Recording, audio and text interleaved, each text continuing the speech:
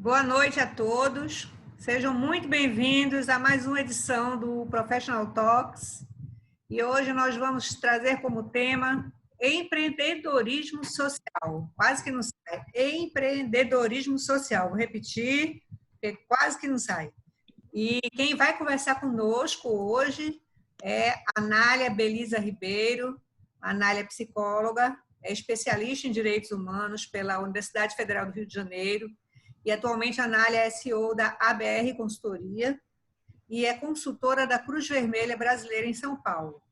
A Nália foi coordenadora do Programa Nacional de Proteção a Testemunhas, criou e coordenou o Sistema Nacional de Enfrentamento ao Tráfico de Pessoas e foi consultora do Banco Mundial, do Banco Interamericano de Desenvolvimento e vários outros organismos da ONU.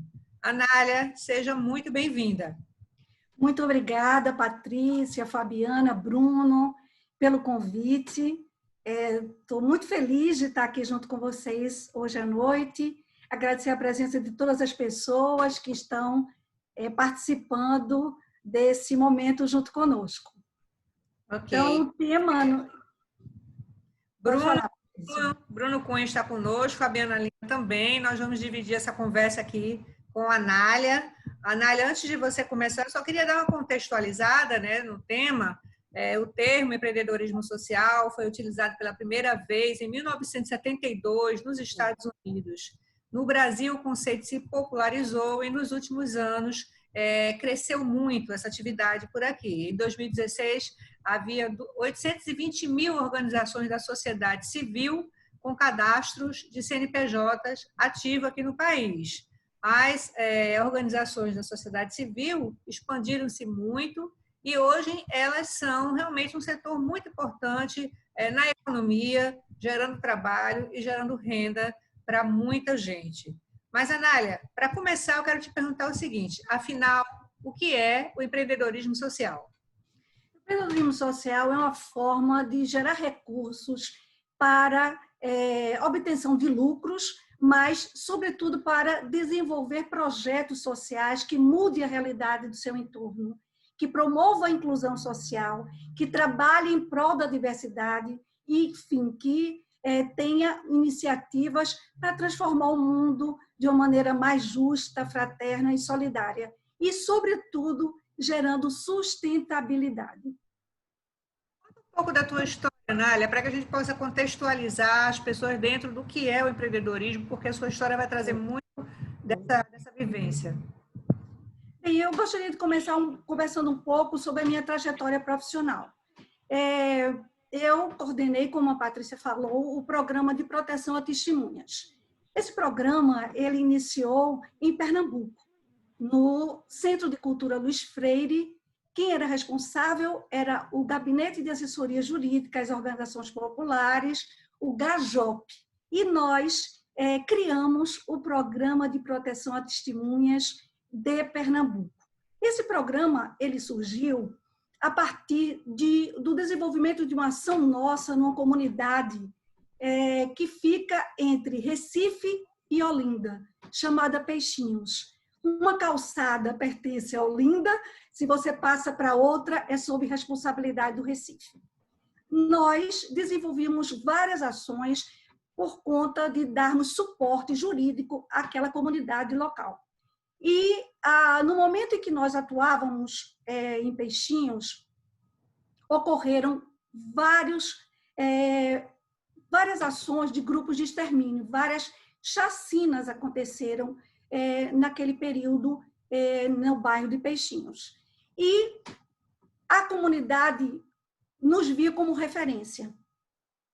E, a partir dessa percepção da comunidade e da nossa atuação dentro desse bairro, elas passaram a nos requisitar proteção. Isso foi de uma maneira espontânea. Então, acontecia alguma chacina, elas corriam imediatamente a acionar o GAJOP para ver que tipo de ação a gente poderia desenvolver. E nós passamos a ser interlocutores diretos dessa comunidade com o governo do Estado para poder encontrar soluções possíveis e viáveis para a redução da violência naquela localidade. Só que essas pessoas, na verdade, denunciavam policiais que eram contratados pelos comerciantes locais para, digamos assim, atuarem frente ao que eles diziam que era de combater a criminalidade local.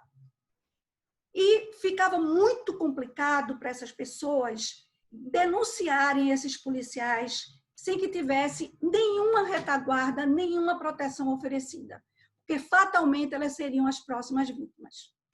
E nós, de uma maneira muito solidária e, digamos assim, muito utópica, passávamos a proteger essas pessoas da maneira mais simples possível, que era trazer essas pessoas para dentro das nossas casas, e encaminhar essas pessoas para casas de amigos, e assim a gente conseguia tirar essas pessoas do ambiente de violência, e elas eram supostamente protegidas durante o período que fariam o depoimento à justiça ou à polícia.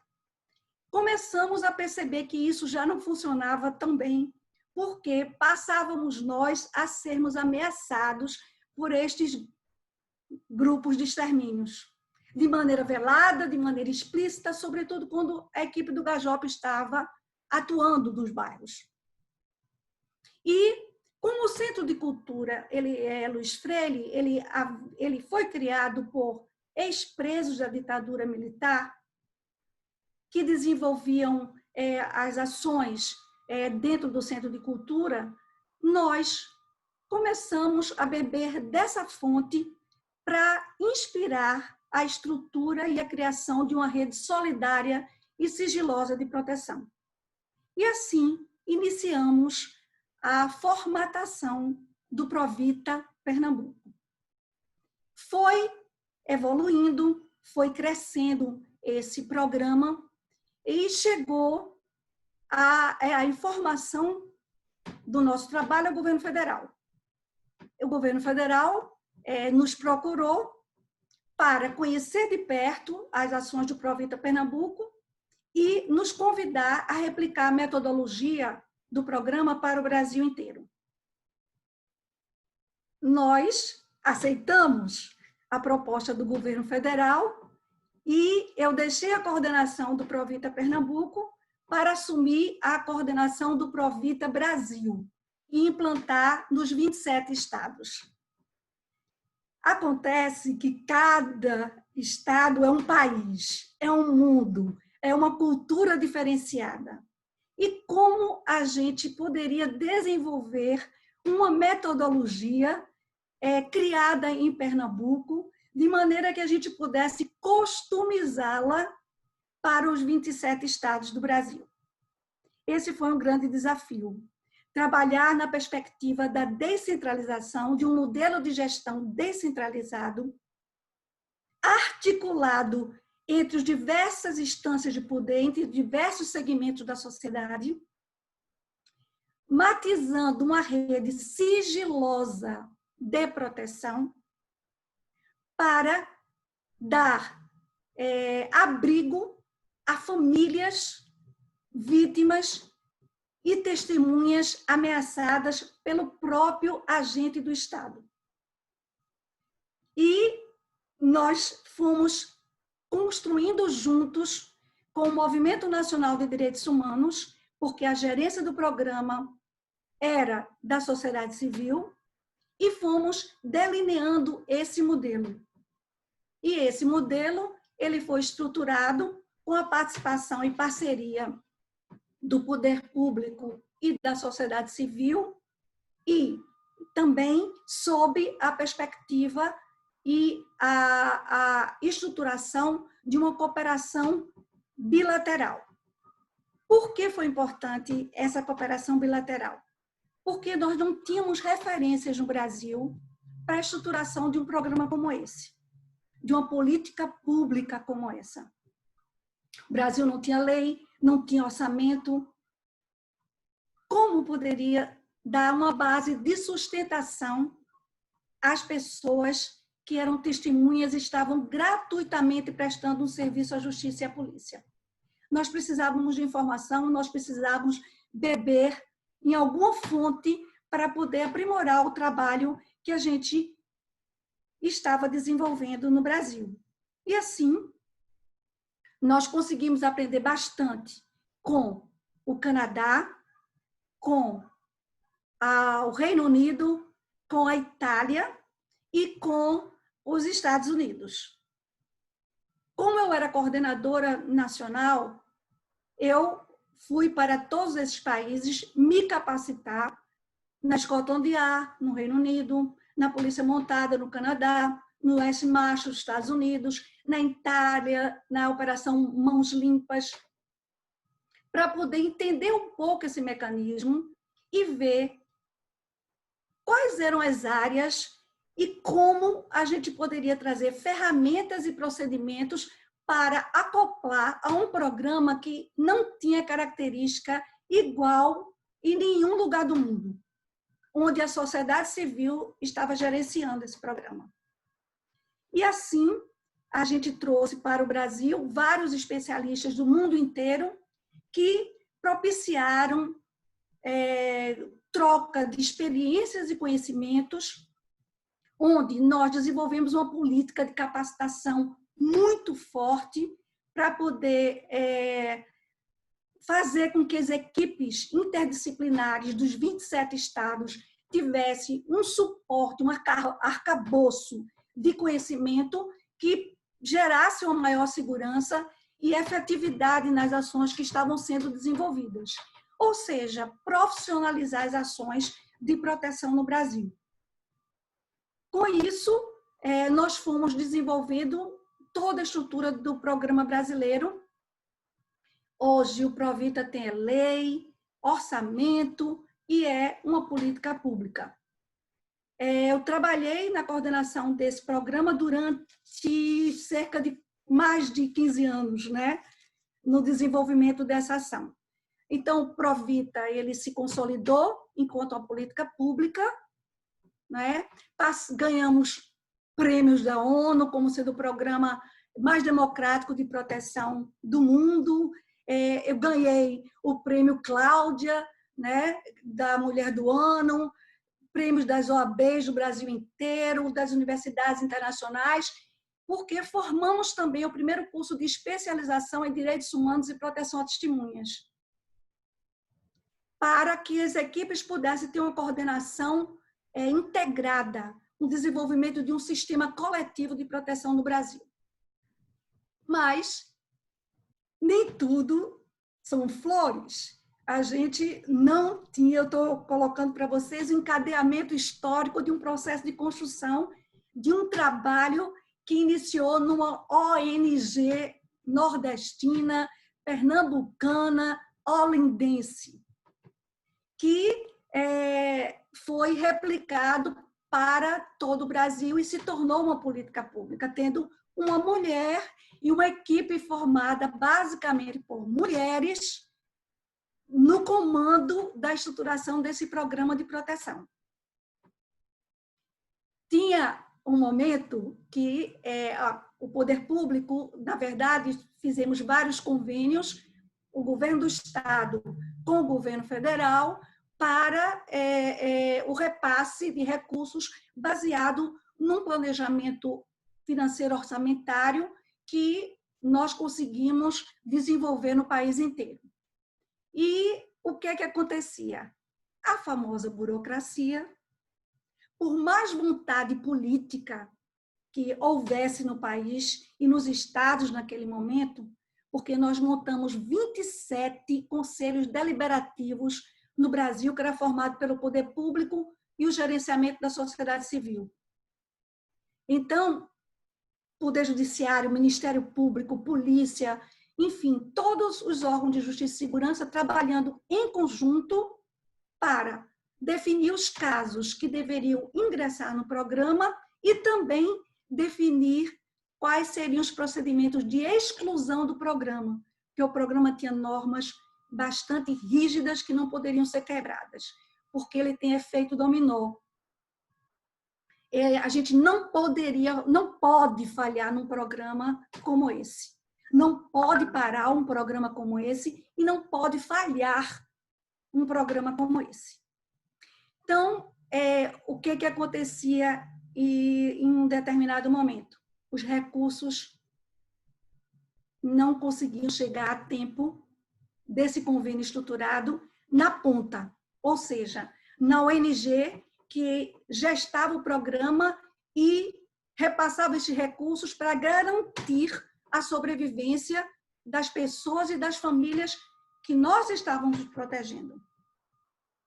E aí, o que fazer? A gente chamava esse período de entre-safra. Era um período extremamente difícil, porque a gente não podia ter nenhuma forma de pressão dentro do poder público. Ou seja, não podia fazer passeata de testemunha. Não existe isso, né? Não poderia pegar as testemunhas e jogá-las todas dentro da presidência do Tribunal de Justiça, no governo federal. Não podia, a gente não tinha como fazer nenhuma movimentação, exceto as advocacies específicas dentro dos seus espaços políticos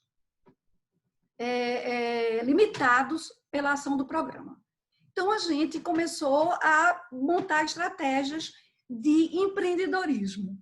Foi aí que, na década de 90, quando surgiu esse programa, logo depois que a gente começou a tomar conhecimento das várias políticas de proteção no mundo, eu tive a oportunidade também de conhecer algumas instituições internacionais que já começaram a investir na formação, na capacitação e estruturas de ações de empreendedorismo em vários países. Então, eu conheci a Oxfam, que desenvolvia uma estrutura, por exemplo, a do Reino Unido, que eu conheci, tinham cafés, que o lucro desses cafés, dessas livrarias, de brechós, de lojinhas de produtos que eles faziam com alusivos à causa social, enfim, elas geravam recurso para aquele empreendedor, pagavam os funcionários, que normalmente eram pessoas extraídas das comunidades vulneráveis com que eles trabalhavam, capacitavam essas pessoas e o lucro era canalizado para um programa específico. Então, tive a oportunidade também de conhecer, através da Ford Foundation, que fazia cursos de formação e capacitava ONGs do mundo inteiro para desenvolver ações de geração de renda e fundraising, para empreender socialmente em prol de uma causa humanitária. E aí a gente começou a pensar que modelos a gente pode trazer aqui para o Brasil para dar uma subsistência financeira, pelo menos durante esse período de entre-safra da liberação do recurso público que a burocracia travava. Então, nós começamos o Provita, algumas experiências bastante exitosas foram as realizações de leilões de arte, que nós conseguimos arrecadar uma quantia valorativa para o programa. Começamos a fabricar doações? Havia doação de obra de arte para vocês fazerem? Havia doações de obra de arte. Os artistas, aí em Pernambuco, foram leilões fantásticos que nós fizemos. Fizemos aqui em São Paulo, eu moro em São Paulo, gente, no MASP, aqui, leilões maravilhosos, todos com doações de peças de arte de artistas plásticos, escultores famosos, e a gente conseguia arrecadar bastante dinheiro. Várias agências de propaganda, inclusive daí de Pernambuco, criaram marcas alusivas ao Provita, de camisetas, de canecas, de agendas, e a gente circulava isso no Brasil inteiro para vender, para arrecadar recursos. Fizemos um baile de carnaval na Rua do Bom Jesus, aí, chamado Baile Perfumado, que foi maravilhoso. A gente fechou a rua de canto a canto e conseguimos coletar, né, uma quantia bastante interessante. Então, o que é que nos movia, né, nesse momento? Era um propósito. Era isso que fazia o diferencial da estrutura do nosso empreendedorismo, que é, na verdade, a essência do empreendedorismo social. Ele é movido por propósitos. A gente tem que criar uma bolsa de valores emocionais que ela seja assim capaz de transformar o agora e gerar efeito para o futuro. Você conseguiu articular uma grande rede em torno desse projeto, né? Você conseguiu os artistas, as agências de publicidade e uma série de pessoas que se engajaram na causa. Isso, pela causa. E com isso a gente conseguiu sanear durante um bom tempo, pelo menos durante o tempo que eu passei dentro do Provita, as questões desse momento que a gente chamava de entre-safra. Já não eram tão sofridos, né? E quanto a gente conseguia descobrir os mecanismos legais para agilizar a burocracia. Então, essa foi a primeira experiência da gente, com a minha primeira experiência profissional com a questão do empreendedorismo social. Então, mas você não vai... Não conte mais não. Não conte mais não. Bruno está querendo fazer uma pergunta, que eu sei que ele está agoniado para fazer uma pergunta, e agora ele vai perguntar. Bruno, depois Bruno, você vai... pergunta enquanto eu tomo uma aguinha, porque eu falo, viu? Já percebeu. Anália, seja muito bem-vinda a todos, boa noite a todos. Obrigada, Bruno. É um Bruno. assunto muito oportuno, porque nós estamos passando por um momento de grande transformação, né, de formas de pensar, sentir, agir enquanto sociedade nesse momento. E eu queria que você pudesse trazer um pouquinho dessa comparação entre países desenvolvidos e como somos um país subdesenvolvido. Como é que você enxerga, Anália, essa perspectiva do empreendedorismo social nessas duas realidades, frente a essas duas realidades? Olha, nós somos um país em desenvolvimento, né? O que eu percebo é o seguinte: antes, pelo menos na minha época, assim, na década de 90, né, gente, que começou o Provita, havia, digamos assim, uma questão, um certo prurismo social do ponto de vista, ONG, não pode obter lucro de maneira nenhuma. Não, é filantropia. Eu estou aqui a serviço, eu estou doando. Quase que era exigido uma ação missionária, voluntária, sofrida, de profissionais que tinham baixíssima ou nenhuma remuneração, além de que, se pensasse nisso, estava pecando. Né? Havia uma coisa muito premente, assim, uma coisa muito... Aqui no Brasil, isso era a tônica das ONGs, que, na verdade, elas surgiram muito advinda dos grupos religiosos, né? As revistas pastorais, que duram até hoje, agora os movimentos evangélicos, e assim sucessivamente. Então, a gente tem uma comunidade ecumênica que trabalha atualmente no Brasil, mas que visa lucro. Esse é o grande diferencial. Na Europa, nos Estados Unidos, isso passou a ser percebido na década de 90, devido à própria experiência desses países, de ver e valorizar, sobretudo, a qualificação, o empenho, a inovação, a performance desses profissionais que estavam doando o seu tempo, óbvio, para manter a sobrevivência sua e da família, mas para transformar a realidade, para promover sustentabilidade. É onde a gente percebe exatamente a sustentabilidade, né, Anália? Se a gente não entende o empreendedorismo social do ponto de vista da gestão, da sua magnitude enquanto empreendimento, né, perde um pouco do sentido da sustentação e, inclusive, reduz o próprio tempo de vida, né, dessa instituição, né? Mas, Fabiana, é com você. Eu estou aqui apaixonada pela sua história, viu? Porque realmente Que bom, é algo que me encanta, o empreendedorismo social. Eu gosto muito desse trabalho e aí parabéns para o trabalho que você desenvolveu. E realmente é uma marca, né? Você sair de Pernambuco para o mundo realmente não é qualquer trabalho. E aí eu queria te perguntar em relação para a gente que está ouvindo isso aqui, que eu acho que tudo que a gente passou essa semana foi estimulando as pessoas a ouvirem um pouquinho você falar sobre qual é o caminho para a gente iniciar no empreendedorismo social. Quem tem o desejo, quem tem um propósito, quem tem algo que gosta dessa linha, como é que deve começar, né? Saindo dessa coisa como você bem trouxe, da filantropia e voltando para uma coisa profissional, né? Para uma coisa realmente de mercado, vamos dizer assim, mesmo sendo um empreendedorismo social, como você coloca. Fabiana, seguinte, o empreendedorismo social bem, o terceiro setor, ele sempre foi considerado, acho que é melhor começar assim, o terceiro setor, ele sempre foi considerado um subproduto da performance e da inovação, ok? Então, assim, vamos fazer caridade, dar um dinheirinho para aquela ONG, ajuda ali ao asilo de idosos, vamos ajudar o padre ali naquela igreja levando cesta básica, e não se percebia o valor da estruturação de uma rede solidária que é capaz de transformar e gerar muita inovação.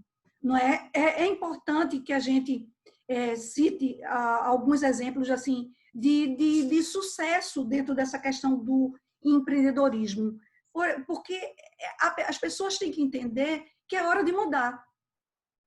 Não é? A gente não pode pensar no terceiro setor como um subproduto de uma realidade social local. A gente tem que entender que existe um ecossistema já formado de empreendedorismo social no Brasil. E que no mundo isso flui de uma maneira que não tem mais possibilidade de parar.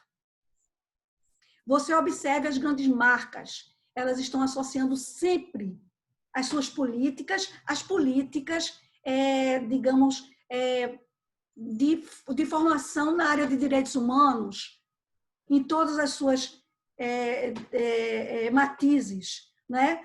Marcas se associam ao meio ambiente, outras se associam à questão da diversidade, outras se associam à questão da violência contra a mulher.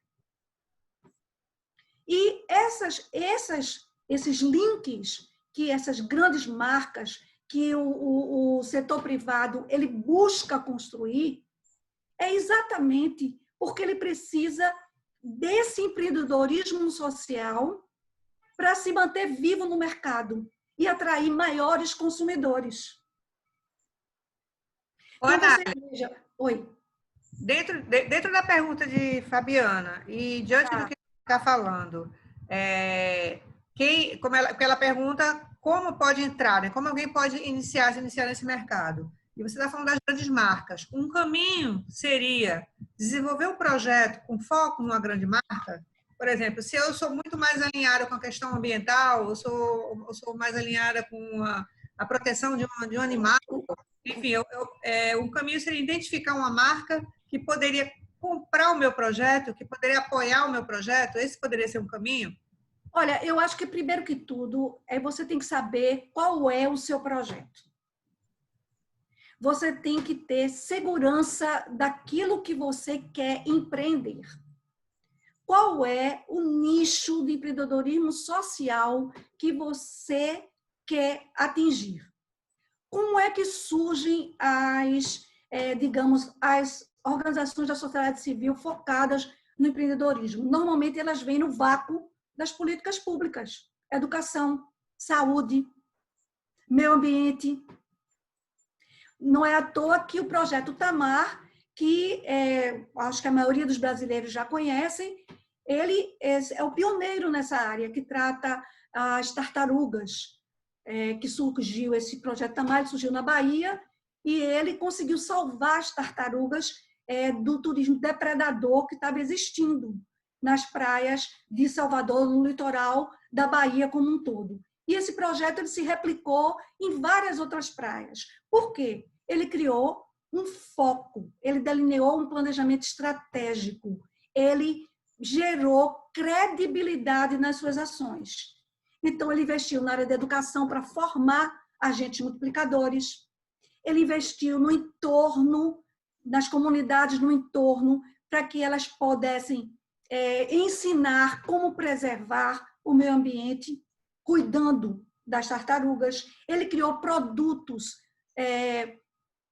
tipo camiseta, marcas extremamente comerciais, e existem lojas do Projeto Tamar espalhado, e não só no Brasil, como fora do Brasil.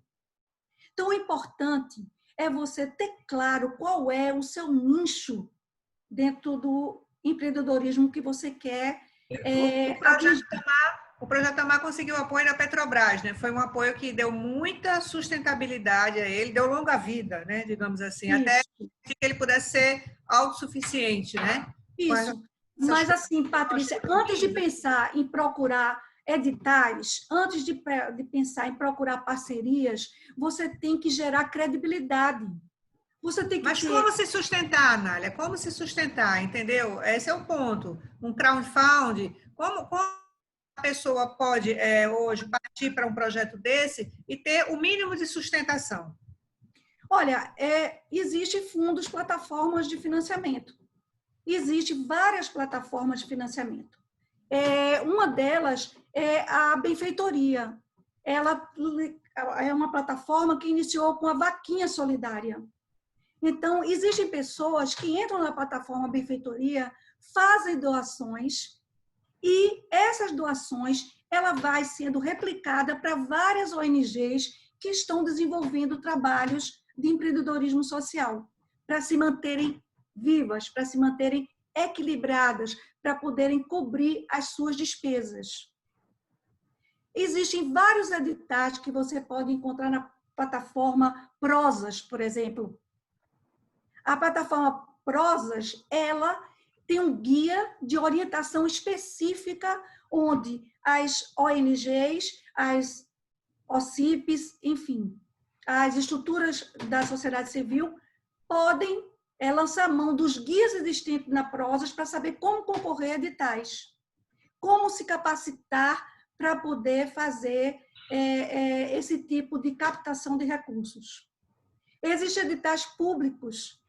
Você pode construir várias chamadas no Google Alert e colocar o nome do edital que qual é a sua área de investimento, que o Google Alert ele vai mandar para você os editais que estão saindo na área que você quer investir, na área que você quer empreender.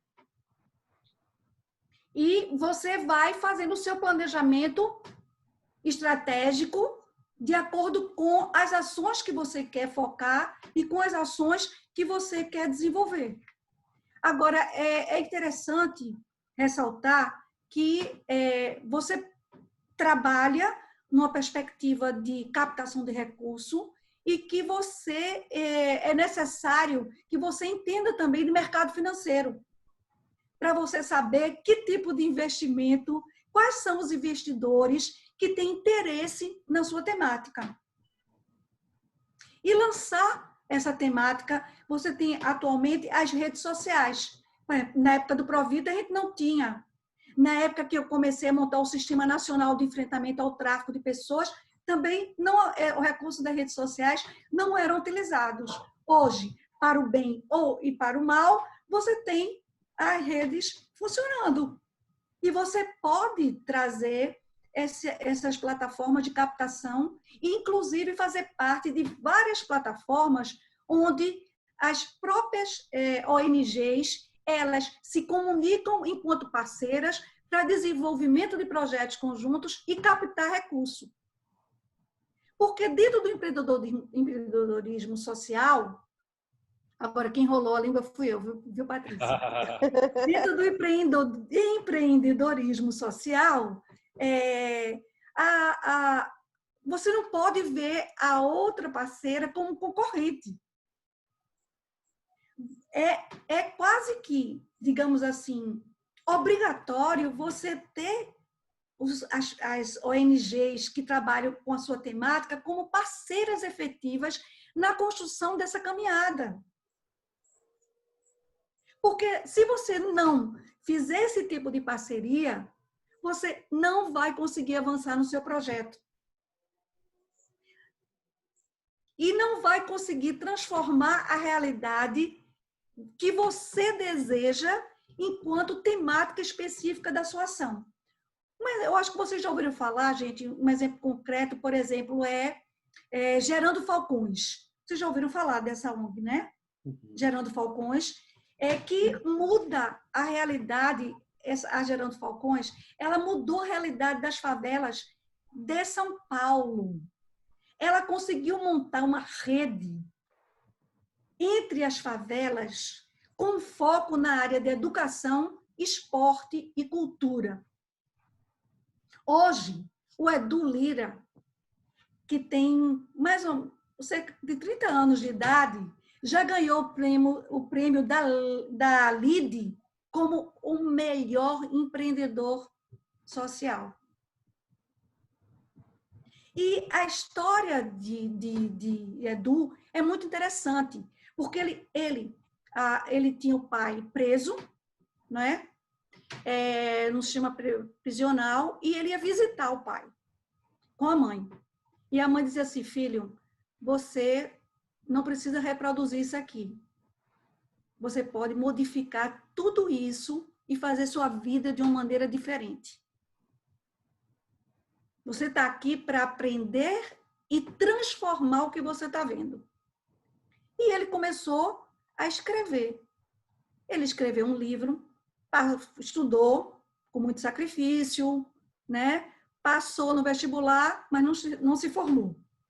Mas escreveu um livro durante o período que ele estava na faculdade e começou a vender de porta em porta. Com esse dinheiro, ele montou a Gerando Falcões. Hoje, Edu é um case de sucesso. Ele vai para todos os encontros dos grandes investidores no mundo. Não tem um grande encontro que o Edu Lira não seja colocado como um empreendedor exemplar. E a realidade dele foi: eu vou fazer essa ONG para atender famílias de egressos do sistema penitenciário. E isso foi se ampliando.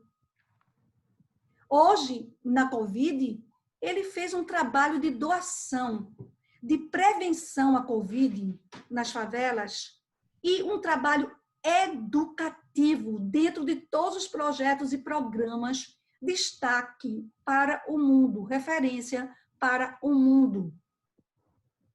Eles criaram, com foco na educação, eles criaram uma coisa bem interessante, um combo: internet e o aplicativo, igual à educação. Por quê? Porque a maioria dos adolescentes, crianças das favelas, estão na rede pública de ensino. E a internet é péssima nas favelas aqui. Péssima, péssima. Quase que inexistente. E as crianças e as famílias sofrendo em torno disso. Então, ele conseguiu patrocinadores ligados à temática de educação e abriu uma campanha de doação internacional. Tem gente do mundo inteiro doando quanto pode para essa campanha do combo educação. Então, são ideias criativas, iniciativas que vão se assomando a outras e que vão fortalecendo a linha e condução de transformar a realidade cotidiana. Okay. Então, é muito interessante essas áreas de empreendedorismo que a gente consegue analisar. Aí, em Pernambuco, vocês têm o Porto Social. Vocês têm a plataforma que foi criada pelo mentor do Porto Social, que é o Fábio Silva, chamada Transforma Brasil, que congrega milhões de ONGs no Brasil inteiro, e essas ONGs se comunicam entre elas para desenvolver trabalhos voluntários, mas que também elas desenvolvem projetos coletivos e divulgam editais e capacitam pessoas e realizam propostas e ações conjuntas em diversas áreas do conhecimento. O Novo Jeito também foi criado aí, né? Então, foi o Fábio Silva. Por que eu estou citando o Fábio? Porque são dois perfis de empreendedores distintos. O Edu, ele nasceu na comunidade. Ele teve uma história de vida que o fez transformar e buscar uma linha de ação criativa dentro do empreendedorismo social. Ele ressignificou a história dele. Aí eu vou falar um pouco sobre Fábio, que é um perfil diferente e que é a grande realidade que nós já estamos começando a enxergar dentro do empreendedorismo social no Brasil, que é uma pessoa de classe média, digamos assim, favorecida, com formação acadêmica de alto nível, que conhece o mundo, uma pessoa brilhante, inteligente, que tem a espiritualidade como base, de uma criatividade imensa, mas que ele diz, eu sou empreendedor social, eu vivo disso, eu me mantenho disso, eu encontrei nisso um nicho, um mercado de trabalho, e aí, através desse nicho, eu estou transformando vidas. Eu vou transformar o Brasil, porque o Brasil será o maior país do mundo em número de voluntários. E ele vai abrindo essas vertentes. Ele já está oferecendo mentorias, porque o empreendedorismo social se apresenta agora, na atualidade, como um nicho de mercado. Então, você já vê, aqui em São Paulo, já vejo muitos empreendedores sociais com o mesmo perfil do Fábio. E que realizam, e que executam. Sim. Diga, Bruno. Mas aproveitando o teu raciocínio, né, pelo que você colocou anteriormente, você falou que as ONGs e o empreendedorismo social é advindo do vácuo, né, das políticas públicas. Então, qual o impedimento que você enxerga, o que impede nós termos um maior número de empreendedores sociais, né, no Brasil, do ponto de vista que há um vácuo, há uma incipiência muito grande das políticas públicas, a inexistência de muitas delas, e por que isso não se transforma de fato num valor cultural nosso? Qual o maior impeditivo que você enxerga nesse processo de transformação? Olha, boa pergunta, viu, Bruno? Bem, o que eu acho, o que eu enxergo nessa minha trajetória digamos assim, a dificuldade que nós brasileiros temos de enxergar ainda o terceiro setor como um espaço de transformação, como um espaço de inovação, como um espaço estratégico de visão de mercado. Perfeito. Aos poucos é que essa realidade está sendo despertada, mas ainda temos um grande caminho a trilhar, não é? Porque, por exemplo, o trabalho voluntário no mundo faz parte até do currículo dos profissionais, não é verdade? E como a gente Você tem centros de voluntários, tem empresas multinacionais que só aceitam o empregado se ele tiver uma carga horária X de trabalho voluntário. E é como se tivesse uma sensação, pelo próprio nome que se dá, terceiro setor, né? É algo excludente, né? Ou seja, isso é o que vem depois. Que vem depois, né? O terceiro, né? Vamos dizer assim. E a gente começa a perceber que, de fato, né? Como você bem coloca, Nália, que sempre foi um nicho econômico, de segmento de nicho muito oportuno. Né? É onde residem muitas oportunidades de transformação, exatamente pela ineficiência do sistema político e das próprias políticas públicas em si, né? Mas os empresários não enxergaram ainda, ou não tiveram bons olhos, ou de repente, não sei por que razão, não enxergaram essas possibilidades, né? Eu acho que tem um caminho, sabe, Bruno, ainda. Eu acho que já começamos, já demos alguns passos, né? Você veja o Instituto Avon, trabalha com violência contra a mulher, o Natura, todos os projetos e financiamentos que eles aprovam é focado no meio ambiente, né?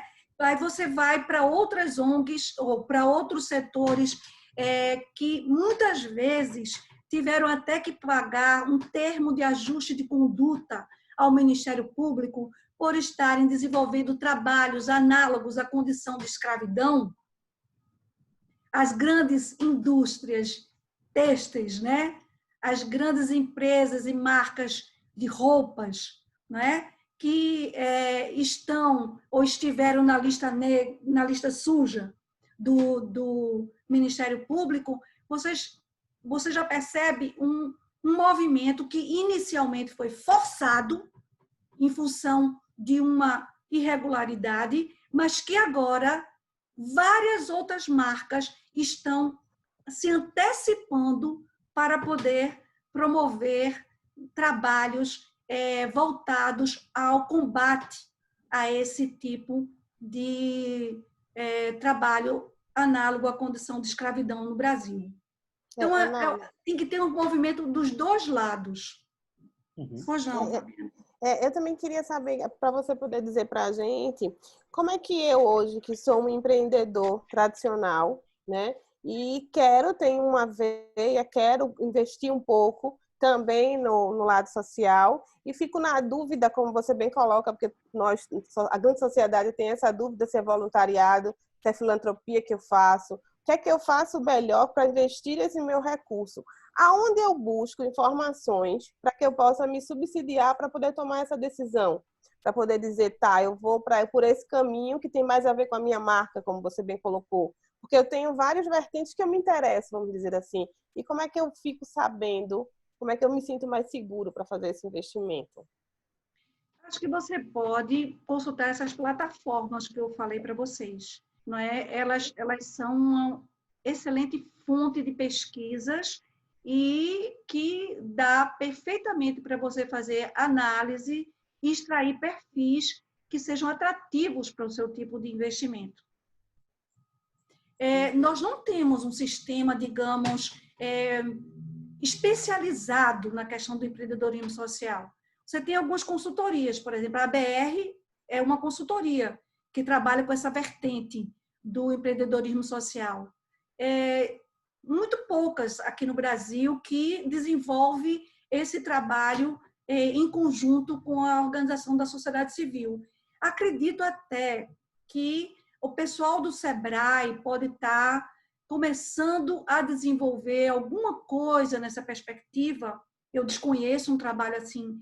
Tem uma linha do SEBRAE, não sei se vocês conhecem, até bom porque eu fico sabendo, mas que capacite, que invista, que aponte e que dinamize esse setor, nós não temos.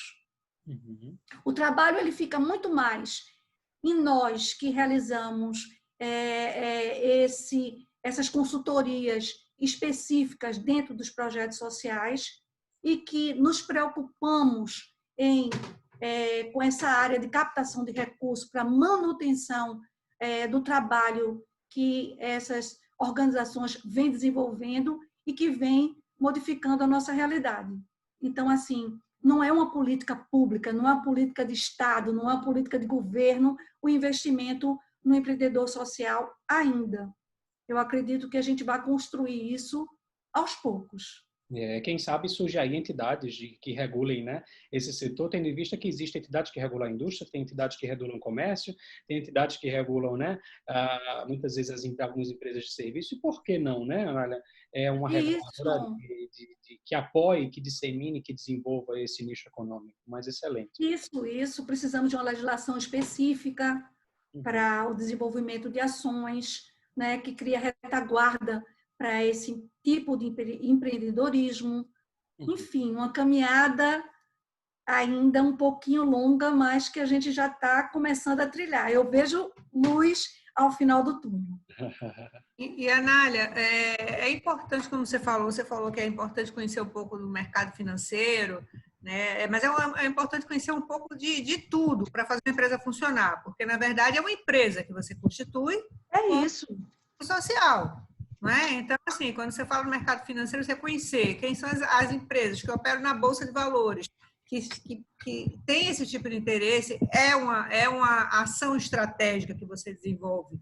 Né? Você conhecer qual é o perfil de negócios que são patrocinados por empresas dessa natureza também é uma questão estratégica do negócio. Você estar atento a editais e conseguir conceber projetos alinhados com isso também. Mas a gente não pode esquecer o lado da gestão do negócio, né? Precisa ser um gestor. Você tem que tomar conta da parte financeira, da parte pessoal, né? do próprio planejamento do negócio em si. Né? Então, assim, requer um preparo. Né? Você tem que, porque senão vai ser aquela empresa que você abre 2 anos fecha, 2 anos depois fecha. Exatamente. Então, é por isso que eu digo, você tem que investir, você tem que pensar no modelo de negócios, capacitar, criar um modelo de gestão, ter um planejamento estratégico, ter ações que gerem confiabilidade, que promovam a transparência de recursos utilizados, a prestação de contas do que você está fazendo é fundamental. Todas essas empreendedorismo social no Brasil que você coloca como sendo referência, eles conseguiram estruturar as suas ações num modelo de gestão qualificado e que gerou muita confiabilidade. E, para além de ele diversificar também as ações que ele desenvolve dentro do mercado, né? Então, Fabiana, como estrategista, ela pode muito melhor do que eu dizer o valor de você se debruçar dentro de uma estratégia específica de negócios. Como você estruturar, por exemplo, a sua área de recursos humanos. Como você investir nos profissionais que estão no seu entorno. Capacitar, gerar eficiência. Também ter a visão de negócios. Por exemplo, aqui aconteceu uma experiência extremamente interessante na época do Covid. Tem um grupo de irmãs que trabalham como voluntárias dentro de hospitais aqui da capital. Elas, durante o período de Covid, passaram a fabricar máscaras. Foram as primeiras a fabricarem máscaras aqui em São Paulo, de tecido. Chamaram as costureiras de todas as comunidades que elas atuavam, capacitaram, desenharam um modelo e essas máscaras, até hoje, estão sendo compradas por toda a rede hospitalar do estado de São Paulo. Então, assim, a visão de negócios também, sabe, Patrícia? A visão de negócios, assim. E essa visão de negócios só vem se você se inclinar sobre o tema, se você estudar sobre o tema, se você souber buscar para si pessoas que entendam também, que te orientem, que te apontem caminhos diversificados para você atingir o seu objetivo. É importante ter uma mentoria e é muito claro, qualificada. E é muito claro, Anália, que se abre um campo de trabalho muito extensivo, né? Mas que pena que nós não temos ainda essa, né? Não temos, mas podemos e vamos ter, sem dúvida. Eu acho que é um caminho de desenvolvimento, mas de profissionais que não se atentaram a essas oportunidades, né? Que eu posso ser um excelente profissional, um excelente empreendedor social, levando o meu saber, as minhas qualificações, as minhas visões técnicas para dentro das organizações, para que elas abram um braço, né, do empreendedorismo social. Bruno, é uma coisa assim, só complementando o que você falou, que eu me veio agora, é o seguinte, a questão do empreendedor social que vem, digamos assim, que não tem o histórico da cultura local, quer dizer, como o Edu, né, do Gerando Falcões, o Edu Lira, no perfil mais do Fábio. Esse empreendedor do perfil do Fábio e de outros tantos aqui, eles têm um acesso muito mais rápido à fonte de financiamento. Por quê? Muitas vezes está no seu ciclo social.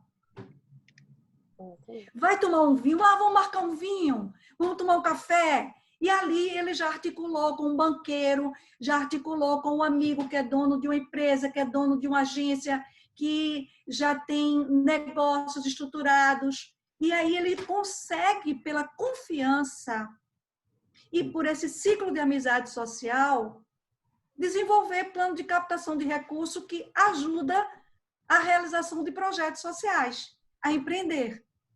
Perfeito. Então, tem esse mecanismo também para que você possa captar mais parceiros para o desenvolvimento de financiamentos específicos. Em resumo, é o que qualquer carreira precisa, né? Na área de networking, de visibilidade, de qualificação técnica, de experiência, de robustez, para que esse profissional tenha uma sustentabilidade no próprio mercado, né? E tenha credibilidade, né, Bruno? Você é um homem de RH, você sabe que a pessoa não compra o projeto, ele compra você. Sim. Não é verdade? Você pode chegar com o melhor projeto do mundo. E aí Ana, você... Oi, querida. Desculpa, tem uma pergunta aqui. Conclui que eu quero fazer essa pergunta para você, que é da Cristiana Meira Lins. Você quer conclua? Desculpa, eu queria interromper você, mas... Não, pode perguntar, sem problema. A pergunta dela é a seguinte, ela gostaria de ter mais informações sobre pós-graduação nessa área. Olha, eu posso procurar ver aqui no Brasil onde nós vamos construir referências, viu? E aí eu passo posteriormente. Se você puder deixar, eu atualmente eu não tenho dizendo para você especificamente sobre empreendedorismo social em termos de pós-graduação, eu não conheço nem aqui em São Paulo. Nós temos um instituto ligado à universidade aqui, que trabalha com o terceiro setor, que desenvolve cursos de formação, mas não especialização. É o IPE aqui. Então, ele faz esses cursos e desenvolve ações em conjunto com a Unicid aqui de São Paulo. Então, eu posso passar depois esse percurso, mas curso de especialização aqui, pós-graduação, eu não conheço aqui em São Paulo. E não conheço em outros estados do Brasil. Vamos fazer o seguinte, se você puder deixar um e-mail de contato para quem quiser você, porque a gente está chegando ao final do nosso programa. Tá bom. A palavra para Bruno e Fabiana, mas ao final eu dou um tchau para você e você deixa seu e-mail. Tá ok. Bruno. Anália, em resumo, o que é empreendedorismo social enquanto carreira para você? Olha, empreendedorismo social é a nova realidade, é um novo tempo. É a forma que nós temos de construir um mundo justo, fraterno e solidário. É você poder desenvolver um trabalho profissional qualificado, de excelência, tendo um retorno financeiro que possa manter esse profissional, mas que você possa transformar vidas, cuidar de pessoas, transformar realidades. Acho que todo ser humano merece desenvolver trabalhos com essa magnitude. Ótimo. Nós já estamos aqui praticando, né, Diana e Patrícia, nós já estamos praticando empreendedorismo social, né?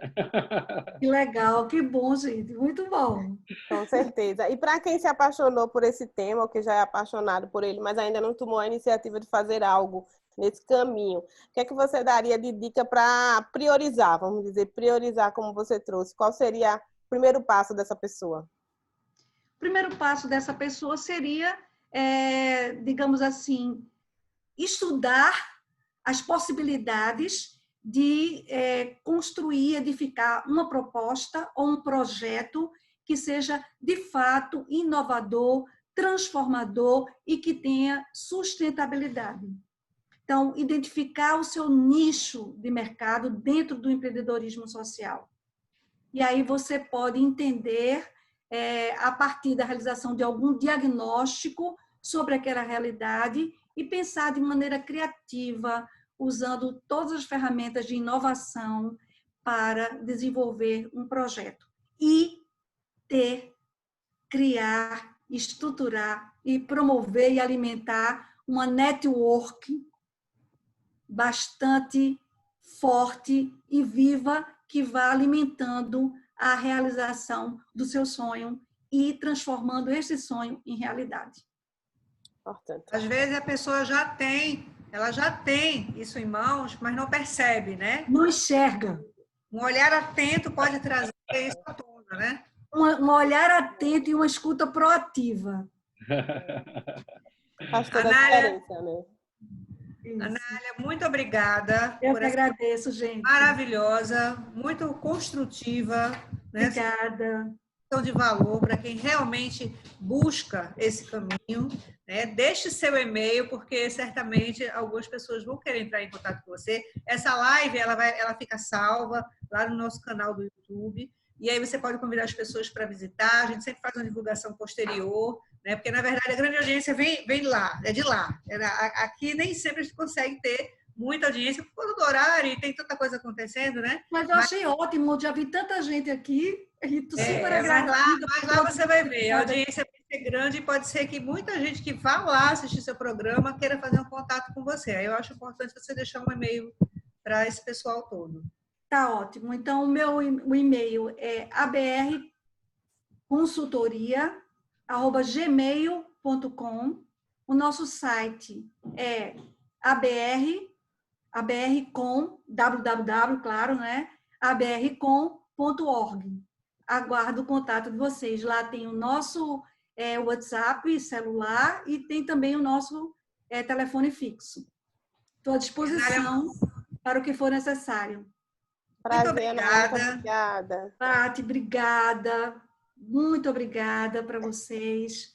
Muito feliz por esse momento e contem comigo sempre. Essa noite transformadora. Nós que agradecemos a tua presença, Anália. Muito obrigada, gente. Foi um prazer tê-la conosco, Anália. Esperamos nos ver em outros momentos, com certeza. Isso, vamos conversar sobre estratégias, viu, Fabiana? Fiquei interessada. Vamos sim, gosto muito. E eu agradeço também, agradeço a presença também de todas as pessoas que nos acompanharam, das pessoas que vão assistir essa live ainda no nosso canal do YouTube, que fiquem até e compartilhem, né? Porque tem muita dica bacana aqui para que a gente possa disseminar mais essa cultura do empreendedorismo social e gerar mais oportunidade, né, para tantas pessoas aí que precisam de oportunidade. Anália, muito obrigada. Me passa depois o e-mail, viu? Tá bom. Certo. Tchau, Boa noite, pessoal. Obrigada, gente. Tchau. Boa noite a todos.